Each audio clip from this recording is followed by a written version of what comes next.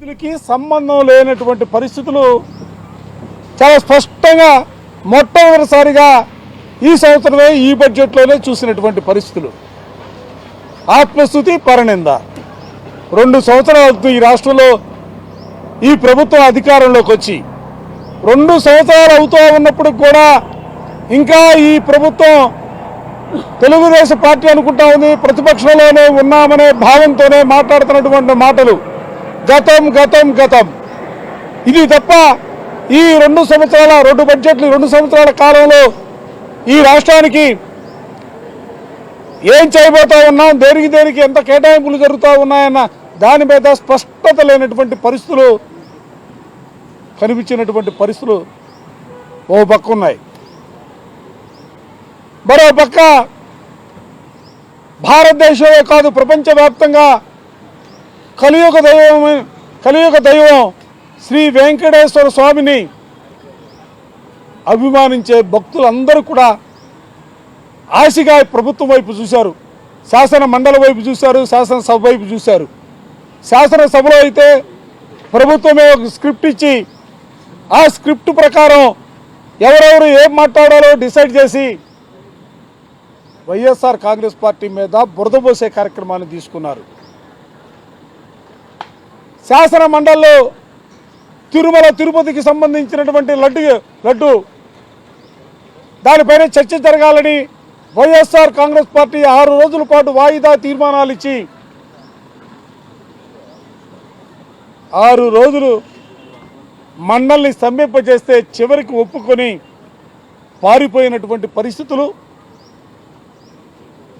ఆ పారిపోయినటువంటి పరిస్థితుల్లో మరలా తిరిగి మేము ప్రభుత్వం మీద ఒత్తిడి తీసుకొస్తే చర్చకి పర్మిషన్ ఇచ్చి మా సభ్యులు ఏ మాట మాట్లాడినా కూడా సాక్ష్యాధారాలతో సహా డాక్యుమెంట్స్ అన్నీ కూడా సభలో పెట్టినటువంటి పరిస్థితులు.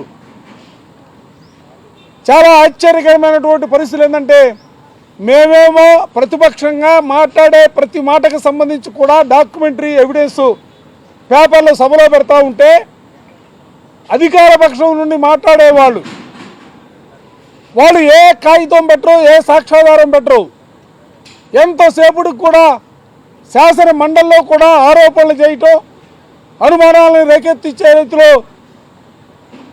మండలిలో వాళ్ళ నాయకులు అందరూ కూడా మాట్లాడినటువంటి పరిస్థితులు కూడా మనం చూసాం. ఎందుకంటే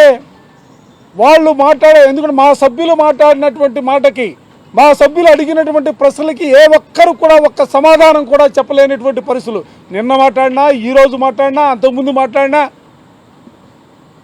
ఒక్క ప్రశ్నకు జవాబు చెప్పగలిగినటువంటి పరిస్థితుల్లో ఏ ఒక్కరు కూడా లేనటువంటి పరిస్థితులు. అసలు ఎంత దౌర్భాగ్యం అంటే దేవాదాయ శాఖ మంత్రి మాట్లాడతాడు,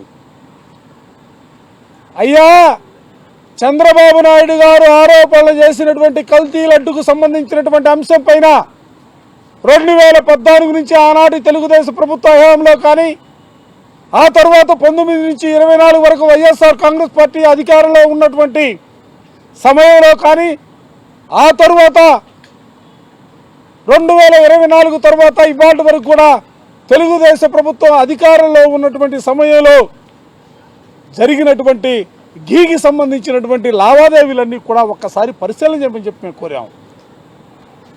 దాంతోపాటుగా రాజకీయ కోణంలో చంద్రబాబు నాయుడు గారు వైఎస్ఆర్ కాంగ్రెస్ పార్టీ మీద ఆరోపణలు చేసినటువంటి పరిస్థితుల నుంచి అసలు నిశ్చితంగా గమనిస్తే చివరికి ఇందాపూర్కి సంబంధించి డైరీ దగ్గరకు వచ్చి ఆగినటువంటి పరిస్థితులు,